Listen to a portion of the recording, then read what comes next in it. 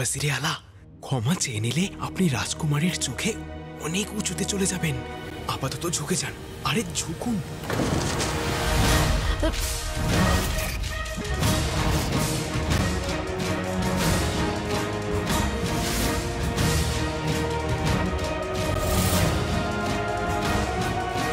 ওয়াজিরে আলা তৈরি রাজকুমারী।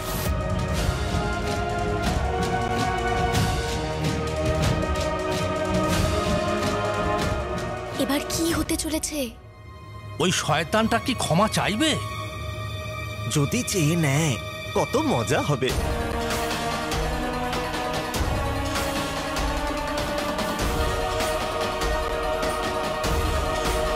রুখসার বেগম, আমি আপনার কাছে ক্ষমা চাইছি।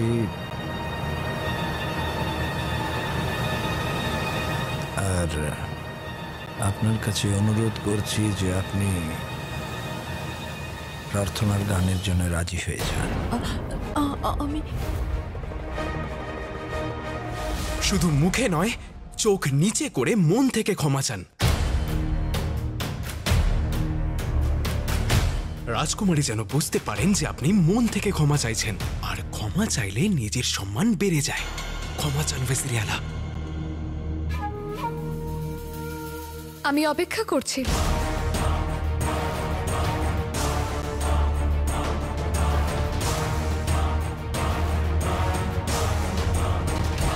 আল্লাহর দোহাই ওয়াজিরে আলা, আপনি রাজকুমারী এইসব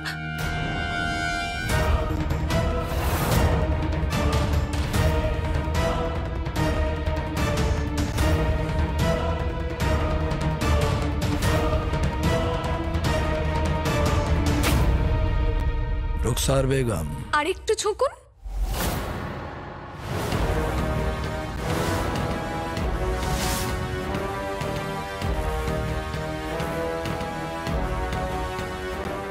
আর একটু।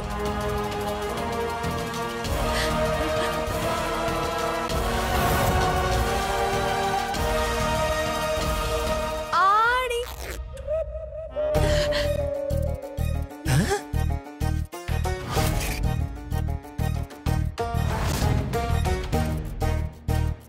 যাক গেল।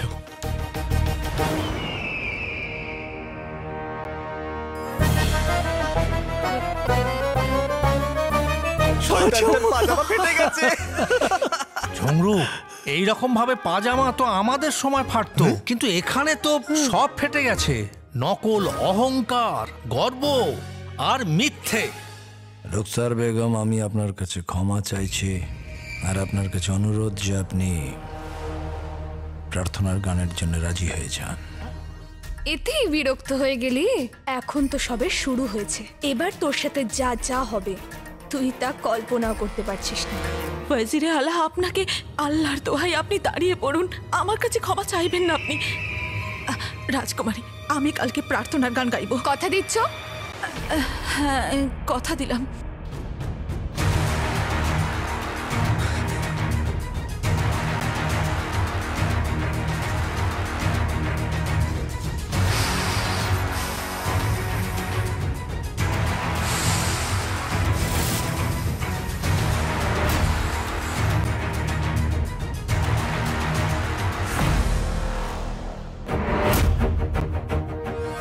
বাবা, জাফর তোমার, মায়ের, আমার, রাজকুমারীর, বাদশার সাথে যা যা করেছে তার কোনো ক্ষমা নেই। সেই জন্যে ওর বাকি জীবনটা ওর সব পাপের মূল্য শোধ করতেই কেটে যাবে। কথা দিলাম।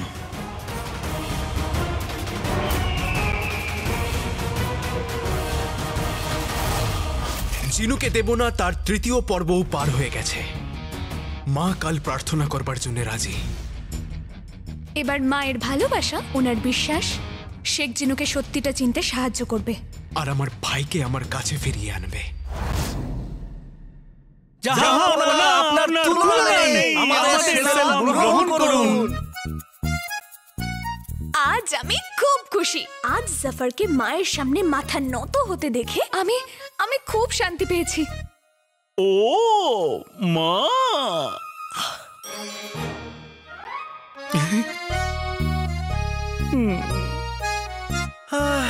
তবে শান্তি তো আমার মনও পেয়েছে। কিন্তু নকলচোর, আমাদের এখনো অনেক রাস্তা পাড়ি দিতে হবে, সেই জন্য খুব সাবধানে থাকতে হবে। কালো চোর, আমি তো প্রথম থেকে সাবধানেই আছি, কিন্তু জাফারের মতো শয়তানকে শিক্ষা দিতে হলে মাঝে মাঝে অসাবধান হয়ে বাঁকা পথে যাওয়ার প্রয়োজন পড়ে, যাতে ও নিজের আসল জায়গাটা বুঝতে পারে। ওই ওই গরিব মহিলার যোগ্যতা কি আছে? ওর যোগ্যতা কি আছে যে ও আমাকে দিয়ে বাগদাদের ওয়াজিরে আলা, এই এই দুনিয়ার আগামী দিনের বাদশাহ, তাকে দিয়ে ক্ষমা চাওয়াই, তাকে দিয়ে ক্ষমা চাওয়াই? তুমি খুদার কসম বলে দিচ্ছি, এই যে তোমার মাঝে মাঝে রোগ হচ্ছে না, সেটাকে ঠিক করে নাও, না হলে আমি তোমাকে এমন শাস্তি দেব যে সারা জীবন মনে রাখবে। আর আজকে তো তুমি দারুণ কাজ করলে, আমার প্রদীপের জিন, খুদার কসম দারুণ কাজ করলে তুমি। লাফাতে লাফাতে আলী ভাই, আলী ভাই। আর তুমি তো রাজিও হয়ে গেলে যে কালকের উৎসবে তুমি ওকে সাহায্য করবে। বাহ, দারুণ! কি হলো, ভুলে গেলে? কালকে কি করতে হবে ভুলে গেলে তুমি? মনে পড়েছে আকা, আমার মনে পড়ে গেছে যে আমি 1 ঘন্টা আগে কি করেছি। কিন্তু আমাকে ক্ষমা করবেন যে আমি আপনাকে কি বলেছি আর কিভাবে বলেছি সেটা ঠিক মনে পড়ছে না। শরীরটা একটু না একটু কি খারাপ করলো, তাতে পুরো ব্যাপারটাই গন্ডগোল হয়ে গেল। কিন্তু আজ কি গন্ডগোল হয়েছে, কাল গন্ডগোল হবে না আকা। আমি আমি আপনাকে একদম কথা দিচ্ছি, জয় আমাদেরই হবে। জিনুকে আমরা জাফারের থেকে আলাদা করে দিয়েছি, সেই জন্য কাল জিনু আমার সঙ্গে থাকবে। বাকি কাল যা করতে হবে সে তো রাজকুমারীই করবে। কিন্তু আকা করতে কি হবে? ভালোবাসার কথা। নিজের প্রিয় স্বামীর সাথে, তাই না রাজকুমারী? কালো চোর, তুমি একটু বেশি কথা বলছো না? আমি আবার কোথায় বেশি কথা বলছি? আর তাছাড়াও আমি কোনো ভুল বলছি না, সে তো তোমার হবু স্বামী। হ্যাঁ হ্যাঁ, তুমি তো কখনোই ভুল হও না। ঠিক আছে, তাহলে একটা প্রশ্নের উত্তর দাও, আমি তোমার কে হই?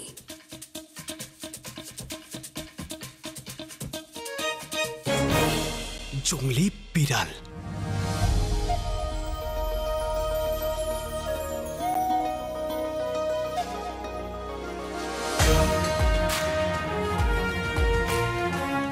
কি? মানে রাজকুমারী বিড়াল?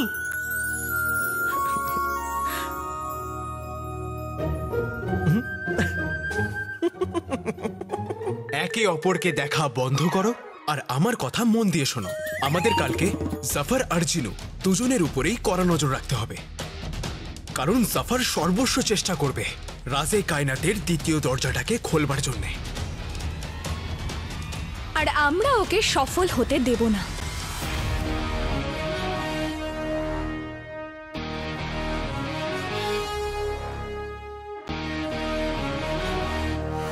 কালকে আপনি দেখবেন, কালকে আমি রাজে কায়নাতের দ্বিতীয় দরজাটাকে খুলেই ছাড়বো। কখন? কালকে? কিন্তু কখন? তুমি এটা জানো যে আমাদের হাতে মাত্র 24 ঘন্টা আছে। কালকে আমাকে রাজকুমারীর সঙ্গে থাকতে হবে প্রস্তুতির জন্য। তুমি থাকবে আলী ভাইয়ের সঙ্গে। কখন খুলবে দরজাটা? কখন খুলবে? আকা, প্রস্তুতি হয়ে যাবার পর, অর্থাৎ ঠিক যখন সবে বরাতের উৎসব শুরু হয়ে যাবে, তখন ওই আলী আর রাজকুমারী দুজনেই উৎসবের আনন্দে আত্মহারা হয়ে যাবে। আর তখনই আমি সবার হাত থেকে বাঁচিয়ে আপনাকে সোনার মিনার অবধি পৌঁছে দেব। ঠিক বলেছ তুমি। ওই রাতের অন্ধকারে আর উৎসবের আনন্দে আমাদের কেউ দেখতে পাবে না। দারুণ। ধন্যবাদ, ধন্যবাদ আকা, ধন্যবাদ। নজর চিনুর উপরে প্রতিটা মুহূর্ত, প্রতিটা সময়, কারণ আমার পেটুক ভাইকে সাফারের সোনার মিনার ছাড়াও খাবারের থেকে দূরে রাখতে হবে, কারণ রোজার উপোস ছাড়া সবে বরাতের চাঁদ জিনুকে ঠিক করতে পারবে না। আর তারপর আকার মা যখন প্রার্থনার গান গাইবে তখন জিনু সব সময়ের জন্য পুরোপুরি ভালো হয়ে উঠবে। আর তারপর আমাদের আটকানোর মতো কেউ থাকবে না। জাফরকে ওর শেষ পর্যন্ত আমি পৌঁছবো। আমাদের জয় আর সবে বরাতের মধ্যে 24 ঘন্টাও দেরি নেই। শুধু কাল যেন মা মন থেকে প্রার্থনা করে।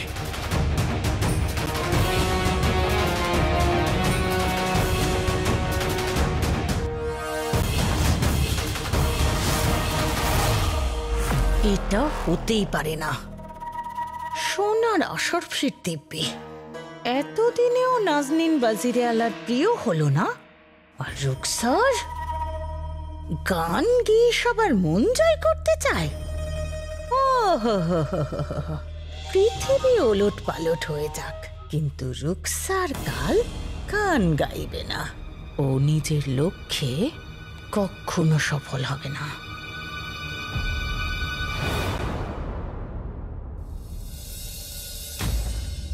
আমি চাইছিলাম যে বাগদাদের সমস্ত জনগণ দরগায় আসবার আগে আমরা যেন আমাদের দায়িত্বগুলো বুঝে নিই, কিন্তু জানি না নকল চোর কোথায় রয়ে গেল।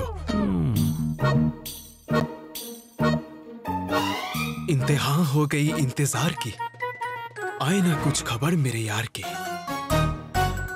এটা আবার কোন গান?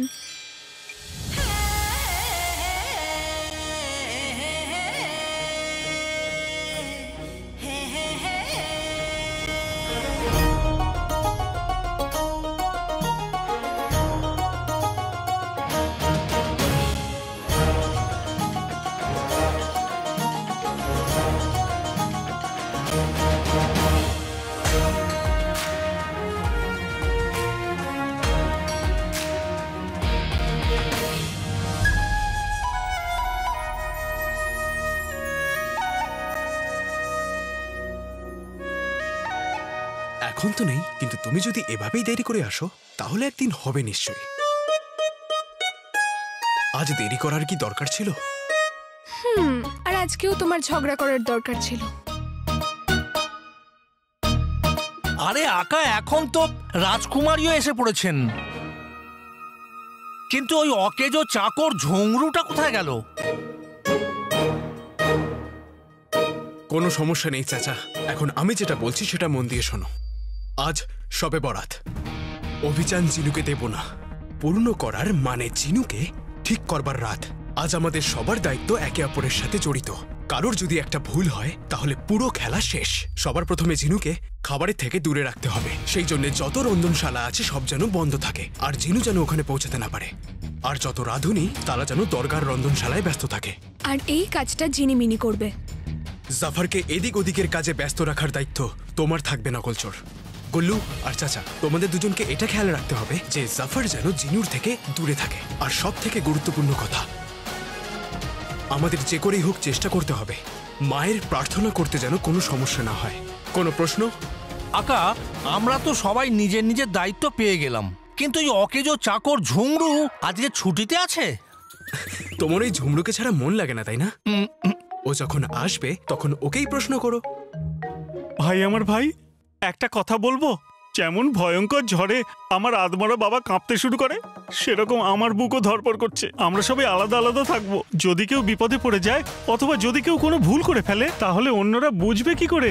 আমার উল্লু গুল্লু, চিন্তা করো না, আমরা আলাদা আলাদা থাকলেও একে অপরের সাথে থাকবো। একসাথে, মনের সাথে? হ্যাঁ, আর মন ছাড়া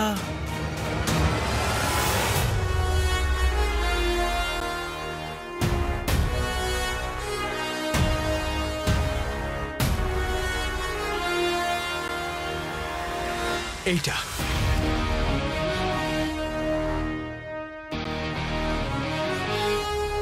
এটা কি? বিপদ ঘন্টা। বাবধন, এই বিপদ ঘন্টার দুটো অংশ আছে, একটা শোনার জন্য আর একটা কথা বলার জন্য। এই শোনার যন্ত্রটা কানে লাগা, আর এই কথা বলার যন্ত্রটা পোশাকের মধ্যে রাখ, আর একদম আস্তে করে কথা বল দেখি। বুলবুল কাকা, তোমার তুলনা হয় না। আমি তো প্রথম দিন থেকে এটা বলছি। আমি তো আসতে বললাম, তো তুমি কি করে শুনতে পেলে? আর তুমি এত চেঁচিয়ে কেন কথা আরে, বলছো আঙ্কির জিন? আমি চেল্লাচ্ছি? আমি কোথায় চেল্লাচ্ছি? হ্যাঁ হ্যাঁ, তুমি চেঁচাচ্ছ, অনেক চেঁচাচ্ছ তুমি।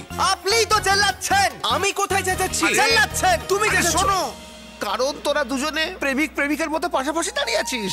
আরে তোরা দুজনে একটু দূরে দূরে গিয়ে কথা বল। আতা গাছে তোতা পাখি, ডালিম গাছে মৌ। হিরে দাদার মরমরে থান ঠাকুর দাদার বউ। ই বাবা, কাছে আয়, কাছে আয়, কাছে আয়। বাঁধন, আমি তোদের সবার জন্য এক একটা সোনার এক একটা কথা বলার যন্ত্র মানে বিপদ ঘন্টা তৈরি করে দিয়েছি। আর এখন তোরা একে অপরের থেকে দূরে থেকেও একে অপরের সঙ্গে কথা বলতে পারবি। বুলবুল কাকা, অনেক অনেক ধন্যবাদ। বাঁধন, এইসব কথা এখন থাক, আর এইটা দে। এটা তো ফুন্ত্রু। বাবধন, এটা ফুন্ত্রুই, কিন্তু এর মধ্যে আমি কিছু পরিবর্তন করেছি। এটা দিয়ে তো তুই নকশা দেখতে পাবি, তার সাথে তুই আংটির জিনের আংটি যা দেখাবে তাই দেখতে পাবি। আর হ্যাঁ, বিপদ ঘন্টা দিয়ে তুই শুনতেও পাবি আর বলতেও পারবি। সেলাম তোমাকে কাকা।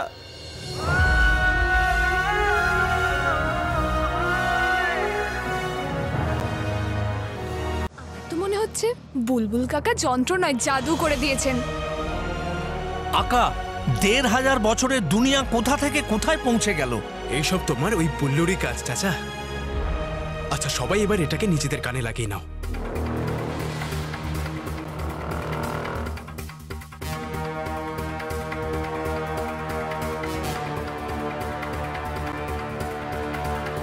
বিপদ ঘন্টায় সবার কান হবে।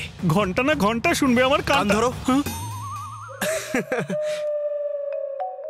গুল্লু, আমি এটা বলতে চাইছি যে এই যন্ত্রটাকে নিজের কানে আটকাও। আচ্ছা, এইবার কানের সাথে সাথে চোখও দেখে নাও। চলো।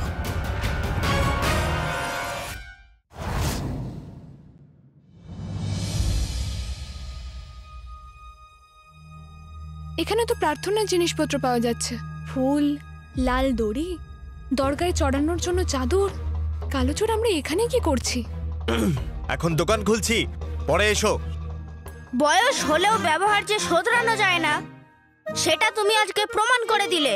উচ্চতা এত ছোট আর কথা এত বড় বড়, আমাকে বোঝাচ্ছ বাচ্চা? আমি বাচ্চা নই। হ্যাঁ, এটা চাচা। চাচা, তুমি ঠিক বলছো গুলবদন, চাচা মানে চান চাঙ্গেজি। আরে অনেক চাঙ্গেজি দেখেছি আমাদের সময়তে। আরে, চলো বেরো এখান থেকে। দেখো, মহাশয় মহাশয় মহাশয়, চান চাঙ্গেজি আর সুবেদার গুলবদন, যার সাথে আপনারা ঝগড়া করছেন তার কাছেই আমাদের চোখ রয়েছে। যদি এনার কাছে আমাদের চোখ থাকে তাহলে আমাদের কাছে কি আছে? বুদ্ধিহীন মাথা। হ্যাঁ। চিনতে পারলে না? না,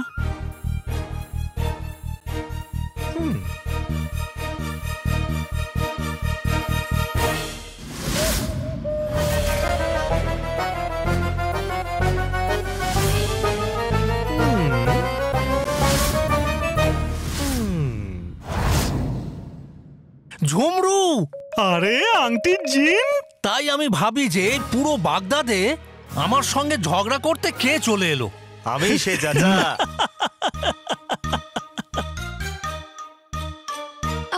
কিন্তু কালোচোর, এর কাছে আমাদের চোখ আছে মানে?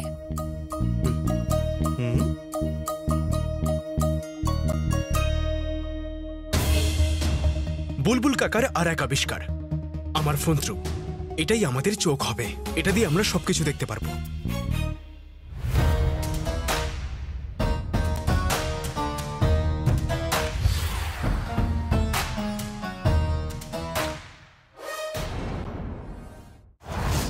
এইটার সাহায্যে আমি আর আংটির জিন এখানে থাকা সত্ত্বেও দরগার প্রত্যেকটা কোণায় নজর রাখতে পারবো, কারণ এটা আংটির জিনের আংটির সাথে জড়িত। যা আমি দরগার একেবারে মাঝখানে রেখে দিয়েছিলাম, যেখান থেকে আমরা পুরো দরগা দেখতে পাবো।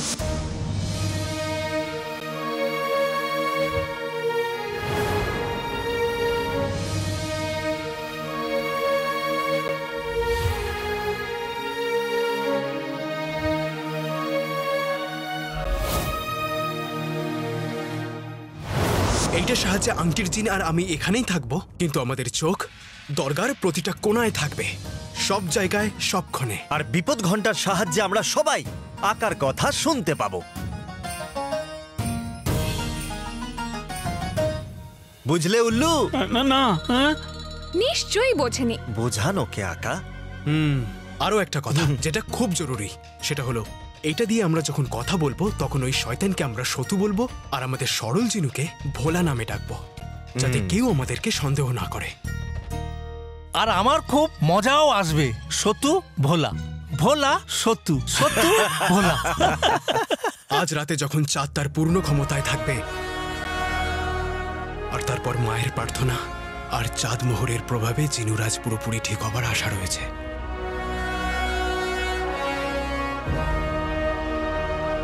তোমার এই আশাটাকে আমি সত্যি করব। আমরা কি তৈরি?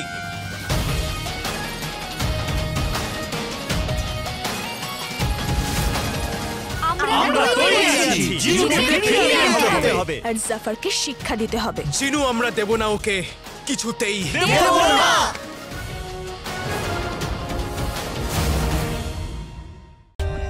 For more updates, subscribe to our channel, click the show links and enjoy watching the videos.